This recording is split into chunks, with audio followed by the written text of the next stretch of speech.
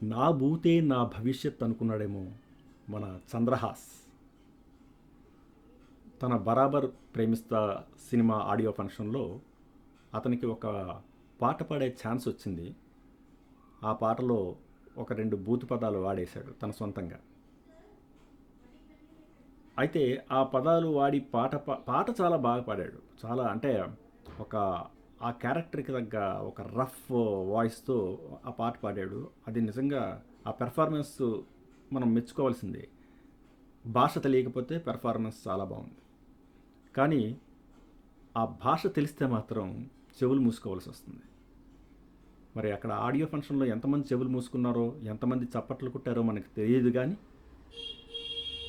ఆ పాట మాత్రం బయట చూస్తున్న వాళ్ళు దాన్ని అక్కడ కట్ చేసి సోషల్ మీడియాలో వాడేసుకున్నారు. వాడుకోవడం కాదు, ఆడుకున్నారు. అయితే ఈ ఆట మామూలుగా జరగలేదు. ఒక జర్నలిస్టు అతని మనోభావాలు సడన్గా దెబ్బతినేసాయి. సమాజాన్ని ఉద్ధరించాలనుకున్నాడు. వెంటనే అతనితో హీటెడ్ ఆర్గ్యుమెంట్స్ చేశాడు. ఆ హీటెడ్ ఆర్గ్యుమెంట్స్లో అతను మరింత బుక్ అయిపోయాడు, ఆ కుర్రాడు. అయితే అతని మీద ఏదో కేసు కూడా పెట్టినట్టున్నారు. అయితే ఈ బూతు మాట, బూతు పదాలు, దీంతో సమాజం పాడైపోతుంది అన్నది ఈ జర్నలిస్ట్కి కానీ, ఈ ట్రోల్ చేస్తున్న వాళ్ళకి కానీ ఇప్పుడే తెలిసిందా? ఇంతకుముందు ఈ బూతు పదాలు ఎప్పుడూ వినలేదా? ఎక్కడా వినలేదా? అసలు ఆ వీడియోల కింద కామెంట్లు చూస్తే ఆ కామెంట్లో సగం బూతు మాటలే ఉంటాయి. వాళ్ళు బూతు మాటలు వాడుతూ, బూతు పదాలు వాడుతూ, వాళ్ళు సామాన్యులు, వాడు సెలబ్రిటీ బూతు మాట్లాడకూడదు, బూతు పాడకూడదు. కానీ సామాన్యులు ఎన్ని బూతు మాటలైనా వాడచ్చు, ఎన్ని బూతు పదాలైనా వాడచ్చు, ఎన్ని బూతు పాటలైనా పాడచ్చు. వాళ్ళు ఈ వీడియో పోస్టుల కింద అడ్డమైన బూతు మాటలతో తిడుతున్నారు. పాడిన వాడిది తప్పే, కాదంటం లేదు. ఒరే నువ్వు తప్పు చేస్తున్నావురా అంటూ వీళ్ళు చేస్తున్నది ఏంటి? వీళ్ళు చేస్తున్నది కూడా అదే కదా. సో బూతు వాడకూడదు అనే ఒక రూల్ పెట్టుకుంటే ఎవరూ వాడకూడదు, ఎవరూ మాట్లాడకూడదు. కానీ అందరూ మాట్లాడేస్తూ, అందరూ చేసేస్తూ ఒకడినే బకరాన్ చేయడం ఎందుకు? వాడి యాటిట్యూడ్ కొంచెం కాన్ఫిడెంట్గా ఉండడం, అది కొంచెం అది బలుపు అనిపిస్తుంది కోర్స్. కానీ అది వాడి కాన్ఫిడెన్స్ లెవెల్స్. వాడు వాడు పట్టుదలగా పైకి రాగలనని, తన స్కిల్స్తో, తన యాక్టింగ్ స్కిల్స్తో తనకి పైకి వచ్చే అవకాశం ఉందని అతనికి ఒక కాన్ఫిడెన్స్ ఉంది. అతడి కాన్ఫిడెన్స్ని మనం ఎలా దెబ్బతీస్తాం? సో అతడు పైకి వచ్చే అవకాశం ఉంటే పైకి ఖచ్చితంగా వస్తాడు, అది వేరే విషయం. కానీ అతడు చేసినది తప్పు. స్టేజ్ మీద అలా బూత్ మాటలు మాట్లాడకూడదు, బూత్ పాటలు పాడకూడదు. అది బహుశా పెద్దలు అతనికి ఇంతకుముందు ఎప్పుడు ఎవరు చెప్పి ఉండకపోవచ్చు. ఇప్పుడు ఇక మీదట మరి అలాంటివి చేసే సాహసం చెయ్యడని నేను అనుకుంటున్నాను. అయితే ఎవరైనా సరే వేదిక మీదకి ఒకళ్ళని ఆహ్వానించినప్పుడు కానీ, లేదా వేదికని ఆర్గనైజ్ చేసే వాళ్ళు కానీ, ఈ వేదిక మీదకి వచ్చే వాళ్ళకి ముందుగానే చెప్పాలి, బాబు కాస్త మీ టంగ్ని స్లిప్ అవ్వకుండా చూసుకోండి. ఎందుకంటే బయట సమాజంలో మీరు చాలా బూతు మాటలు వింటున్నారు. చాలా బూతు మాటలు రోజు మీ చెవుల్లో పడుతుంటాయి. సో అవి కూడా మీ నాలిక మీద దొర్లేస్తూ ఉంటాయి. కాబట్టి వేదిక మీదకి వచ్చినప్పుడు అవన్నీ పక్కన పెట్టేసి జాగ్రత్తగా ఆచి తూచి మాట్లాడండి అని ఈ ఆర్గనైజర్లు ఆ వక్తలకి చెప్పాలి. చెప్పకపోతే అదే ప్రమాదం వస్తుంది. మొన్న మధ్య శివాజీ కూడా పాపం నోరు జారాడు. తర్వాత చాలా ట్రోల్ అయింది, చాలా న్యూసెన్స్ అయ్యింది. ఆ న్యూసెన్స్ ఎప్పటికీ కొంచెం అక్కడక్కడ వస్తూనే ఉంది. నెక్స్ట్ ఇది మరి ఈ బూతు పదాలు, ఈ బూతు మాటలు, ఇవి ఇప్పుడే ఈ వేదిక మీదే, ఈ బరాబర్ ప్రేమిస్తా వేదిక మీదే ఈ చంద్రహాస్ నోటంటే వచ్చాయా? ఇంతకుముందు ఎప్పుడు ఎవరు మాట్లాడలేదా? అంటే వాళ్ళు పెద్ద స్టార్లు అయిపోయారు కాబట్టి వాళ్ళని ఆ, ఈ మీడియా ఛానల్స్ ఆ, ఏమీ అనలేవు. ఏమేనంటే వాళ్ళ ఫ్యాన్స్తో గొడవలు వస్తాయి కాబట్టి వాళ్ళని ఏమీ అనరు. వీడు కుర్రాడు బకరాల్లో దొరికిపోయాడు. అసలు ఈ బూతు పదాలు అనేవి బయట సమాజంలో విచ్చలవిడిగా వాడేస్తున్నారు. కొత్తగా ఈ చంద్రహాస్ పాడితేనే నేర్చుకొని వాడే ఆ, ప్రమాదం ఉందని అనుకోవడం ఎంత మూర్ఖత్వం. ఈ పదాలు ఎప్పటి నుంచో రెగ్యులర్గా గల్లీలో ఎక్కడ పెడితే అక్కడ వాడుతున్నారు. వాడటం లేదా? మరి ఎవరైనా సరే ఇలాగా బూతు మాటలు వాడడం తప్పు ఆ, పబ్లిక్లో అని ఎప్పుడైనా ఏమైనా లెక్చర్లు ఇచ్చారా? ఏ జర్నలిస్టులు అయినా? అసలు జర్నలిస్టులు అంటే గుర్తుకొచ్చింది, యాంకర్లు ఒక్కొక్కసారి ఈ టీవీ రిపోర్టింగ్లో కూడా మాట్లాడుతుంటారు కొన్ని పదాలు. ఆ పదాలు నిజంగా వినడానికి చిరాగ్గా ఉంటాయి. బొక్క బోర్లా పడింది, ఇలాంటి పదాలు. ఆ, అసలు ఏంటేంటో మాట్లాడుతుంటారు. ఒక్కొక్కసారి కొంచెం వల్గర్గా కూడా ఉంటుంది. ఆ హీరోయిన్ల గురించి మాట్లాడుతూ ఆమె అందాలని పొగుడుతూ పిచ్చి పిచ్చిగా మాట్లాడుతుంటారు. మరి అవన్నీ ఇప్పుడు కనబడవా?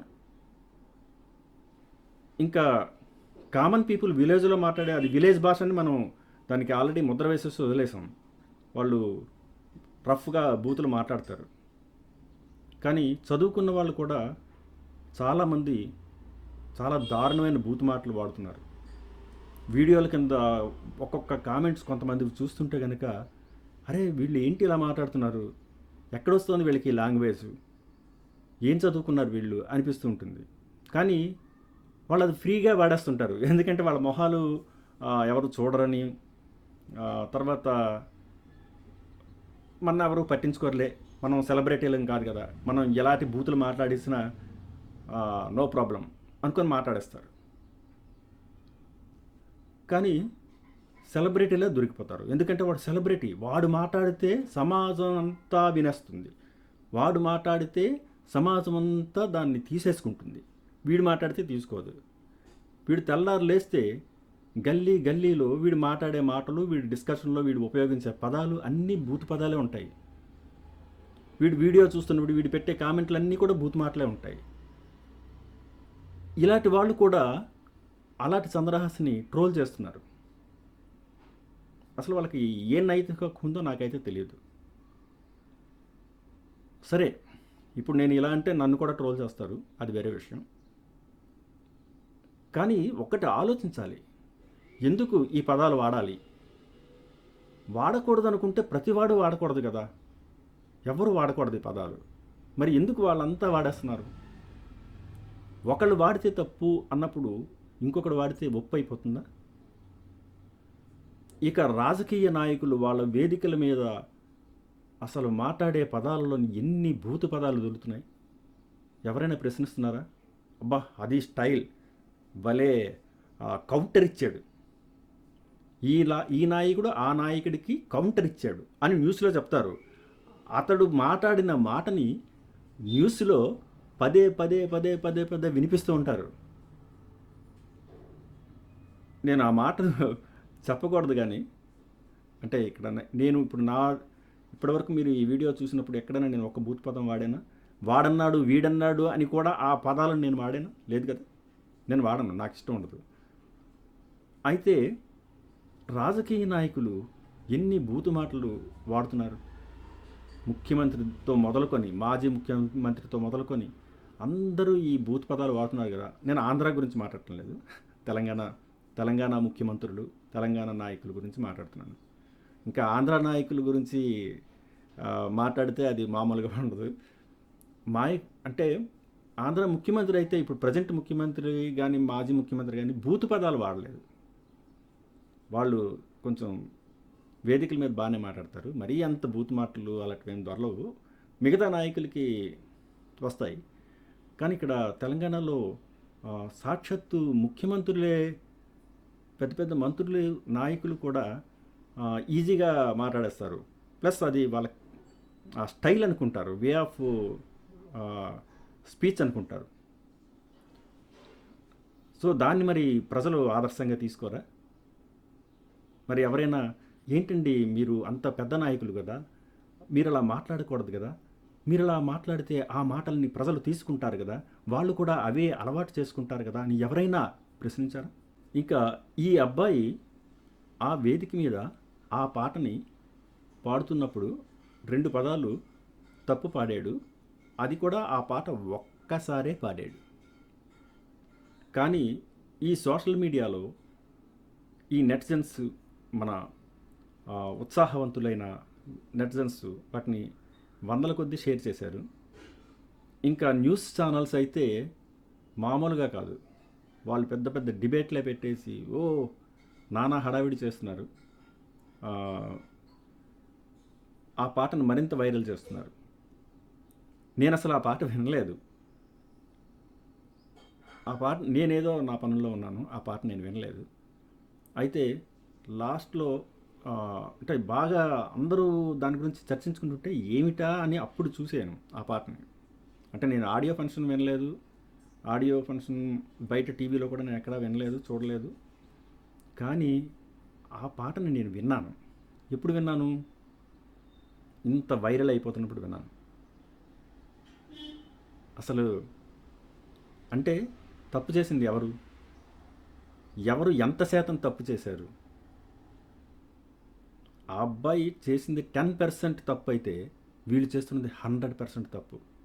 ఎందుకంటే వాడు వాడిన బూతు పదాలతో ఉన్న పాటని ఎంతమంది పబ్లిక్కి షేర్ చేశారు వీళ్ళు, ఎంతమంది పిల్లలు పెద్దవాళ్ళు ఆ పాటని వినుంటారు.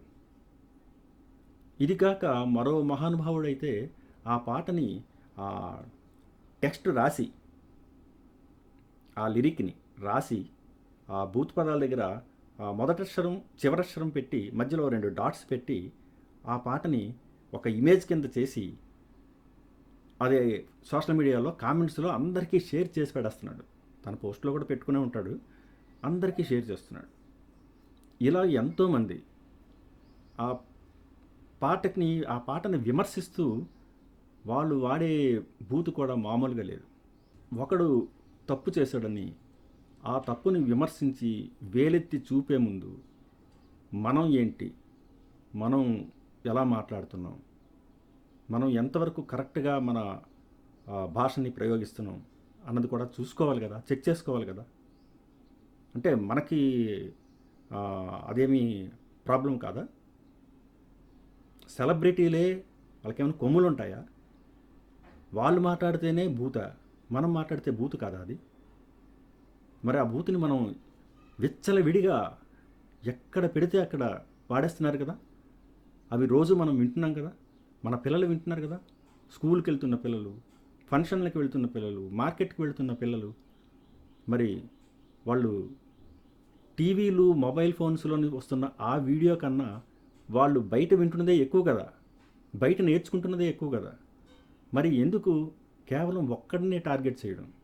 వాడు చేసినది తప్పే కావచ్చు, కానీ జస్ట్ మామూలుగా చెప్తే సరిపోయే దానికి ఒక పెద్ద సీన్ క్రియేట్ చేసి వాడి భవిష్యత్తు ఇంకా ఫినిష్ అని అన్నాం. అరే, ఒకడి భవిష్యత్తుని మనం నాశనం చేయడానికి మనం ఎవడమే? ఎందుకు నాశనం చేయాలి? అతడు కరెక్టే, అతడు పొరపాటు చేసి ఉండొచ్చు, కానీ క్షమించే గుణం మనకు ఉండాలి కదా. మనం మంచిగా చెప్పచ్చు, దాన్ని మరో వేలో చెప్పచ్చు. అతడు మార్చుకునే విధంగా మనం అతనికి ఒక లెసన్ ఇవ్వచ్చు, ఒక మెసేజ్ పాస్ చేయొచ్చు. అంతేగాని అతని భవిష్యత్తుని నాశనం చేసే అటువంటి దుర్మార్గం మనం చేయకూడదు కదా. మనమేం గొప్పవాళ్ళం కాదు కదా, మన చుట్టూ ఉన్న నాయకులేం గొప్పవాళ్ళు కాదు కదా. మరి ఇది మాత్రం కొంచెం ఆలోచించుకోవాలి. ఒకళ్ళని ట్రోల్ చేసే ముందు మనం కూడా ఎంతవరకు కరెక్ట్గా మనం ఉన్నాం, ఎంతవరకు కరెక్ట్గా మనం ఈ భాషా ప్రయోగాలు చేస్తున్నాం అన్నది తెలుసుకోవాలి. ఆ అబ్బాయికి మంచి భవిష్యత్తు ఉందని నేను అనుకుంటున్నాను. ఎందుకంటే పర్ఫార్మెన్స్ చాలా బాగుంది, యాక్షన్లో కానీ పాట కూడా బాగానే పాడాడు. కాన్ఫిడెన్స్ ఉంది ఆ అబ్బాయిలో, ఆత్మవిశ్వాసం ఉంది. ఒకడి ఆత్మవిశ్వాసాన్ని మనం బలుపుగా భావించకూడదు. అతడు ఎందుకు తల వంచాలి? ఈ సినిమా ఫీల్డ్లో ఒక కల్చర్ ఉంది, ఒక బ్యాడ్ కల్చర్. ఏంటంటే అది ప్రతివాడికి, ముఖ్యంగా ఆ, ఒక స్టార్ హీరో అనగానే, ఒక పెద్ద యాక్టర్ అనగానే ఆ యాక్టర్కి తల వంచేసి వినయంగా వంగిపోయి ఆ, నమస్కారాలు పెడుతూ ఆ, ఒదిగి ఒదిగి ఉంటేనే వాడు పైకి వస్తాడు. కొంచెం తన ఆత్మవిశ్వాసంతో ఎవడన్నా నించొని ఆ, నేనెందుకు అనవసరంగా అంత ఒదిగిపోయి ఉండాలి, నేను వాడే మనిషి, నేను మనిషి, కాకపోతే నాకన్నా ముందు వచ్చాడు, నాకన్నా కొన్ని హిట్ సినిమాలు వచ్చాయి కాబట్టి ఒక సక్సెస్ స్థాయికి ఎదిగాడు కాబట్టి ఆ, నేను రెస్పెక్ట్ ఇస్తాను, కానీ ఒదిగిపోయి ఉండాల్సిన అవసరం లేదు అని ఎవడైతే అనుకుంటాడో వాడిని చూసి వీళ్ళంతా వాడికి బలుపు అంటారు, టైటిల్ ఇచ్చేస్తారు, వాడిని యాటిట్యూడ్ స్టార్ అంటారు. నిజానికి అదే కరెక్ట్ నా దృష్టిలో. ఎవరికి తలవంచాలి? స్కిల్ ఉంటే, నీకు స్కిల్ ఉంటే, నీకు టాలెంట్ ఉంటే ఎవరికి తలవంచవలసిన అవసరం లేదు. ఎవరిని ప్రాధేయపడుతూ వాళ్ళకి వినయంగా వాళ్ళ వినయం ఉండాలి. ఎవరి పెద్దవాళ్ళ ముందు వినయం ప్రదర్శించాలి, అది కాదంటం లేదు. వినయం ఉండాలి, వినయ విధేయతలు చూపించాలి. కానీ అతి వినయం ధూర్త లక్షణం. అతి వినయం అక్కర్లేదు. రెస్పెక్ట్ ఇవ్వండి, మంచిగా మాట్లాడండి, ఫ్రెండ్లీగా మాట్లాడండి, కానీ అతి వినయం కరెక్ట్ కాదు కదా. అతి వినయం చూపించవలసిన అవసరం లేదు. ఈ అబ్బాయి ఈ అబ్బాయితో పనిచేసే వాళ్ళతో ఏమైనా ప్రాబ్లం ఉంటే, ఆ పనిచేసే వాళ్ళకి ఈ అబ్బాయి తాలూకా బిహేవియర్ నచ్చకపోతే వాళ్ళే చెప్తారు కదా. మనం ఎందుకు టైటిల్స్ ఇచ్చేసి ఊరికే అతన్ని ఆడుకోవడం అవసరమా? మనకి వేరే పనులు ఉండవా? మనం కూడా పైకి ఎదగాలనుకుంటాం కదా, మనకి గ్రోత్ ఉండాలనుకుంటాం, మనం చేసే పనుల్లో మనకు సక్సెస్ కావాలని కోరుకుంటాం కదా. కానీ ఒక్కడి సక్సెస్ని మనం ఎందుకు జడ్జ్ చేయడం? ఒకటి సక్సెస్ని మనం ఎందుకు కిందకి లాగడం? అవసరం లేదు కదా. ఈ వీడియోలో నేను మాట్లాడుతున్నది ఎంతమందికి నచ్చుతుందో, ఎంతమంది నా మాటలతో ఏకీభవిస్తారో నాకు తెలియదు, కానీ నా అభిప్రాయం అయితే ఖచ్చితంగా రూల్స్ అందరికీ ఒకేలా ఉండాలి. పెద్ద స్టార్లు మాట్లాడితే ఒకలాగా, మీడియం స్టార్లు మాట్లాడితే ఒకలాగా, సామాన్యులు మాట్లాడితే ఒకలాగా, ఇలాగ ఇన్ని రూల్స్ అక్కర్లేదు. ఒకటే రూల్ ఉండాలి, బూతు మాట్లాడకూడదు, బూతుని ఎక్కడ పబ్లిక్లో ప్రయోగించకూడదు. ఆ సంస్కృతిని వీలైనంత వరకు తగ్గించాలి, దాని మీద ఫైట్ చేయాలి, అంతే.